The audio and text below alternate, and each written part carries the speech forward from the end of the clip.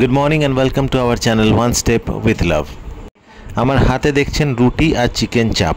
আগের ব্লগটা যারা দেখেছেন তারা জানবেন গতকাল রাত্রে আমার ছেলে আর বউ একটা বার্থডে ইনভিটেশনে গেছিলো, তো সেখান থেকে তারা পার্সেল করে খাবার পাঠিয়েছিল। সেই অবশিষ্টটাই এখন আমরা ব্রেকফাস্টে শেষ করছি। লাইনটা কি বল তাহলে? না, লাইনটা না বললে THERE হবে না, THEIR হবে, বোঝা যাবে না।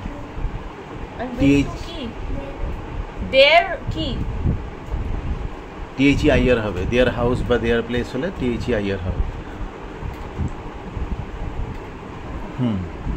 ওই যে 22 বছর বয়সে তারপর রিজেক্ট হতে হতে ও আর ছেড়ে দিয়েছে। তারপরে ওখানে একটা চাকরি নিয়ে কোনো রকমে সার্ভাইভ করে। ঠিক আছে, বিয়ে থাওয়া হয়তো হয়, তার মাঝখানে বাচ্চা টাচ্চাও হয়তো হয়। নেক্সট ব্রেক 42 বছর বয়সে গিয়ে। অমরেশপুরের যে টোটাল কেরিয়ারটা আমরা দেখেছি ওটা 42 বছরের পর থেকে।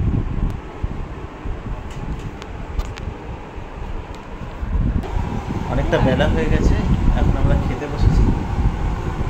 আজকে আমাদের হয়েছে উচ্ছে ডাল আর মাংস। মাংসটা এখন খাবো কিনা জানি না। আমাদের আজকে ঘুম থেকে উঠতে অনেক দেরি হয়ে গেছে, তো প্রায় অনেকটাই দেরি হয়েছে। আর তারপরে আমরা ব্রেকফাস্ট করেছি 12:30, তাই। আর হেভি ব্রেকফাস্ট ছিল, রুটি আর চিকেন চাপ। তাই এখন প্রায় 3:30 হয়ে একটুখানি উচ্ছে ভাতে আর ডাল দিয়ে খাচ্ছি। আর চিকেন খেতে ইচ্ছা করছে না, রাস্তা পরে খাবো, এখন আর খাওয়ার ইচ্ছা। রেণুমাসি গরম হয়ে গেছে তো? হ্যাঁ, নিয়ে নিচ্ছি তাহলে। নাও বিরিয়ানি। টক করে বলে দাও বিরিয়ানিটা কোত্থেকে এসছে, ছোট্ট করে শর্টসে দিয়ে দেবো। বলো বলো বলো। কালকে ছেলের, হ্যাঁ আমার ছেলের বন্ধুর বার্থডে ছিল, সেখানে 2 বাক্স দিয়েছিল।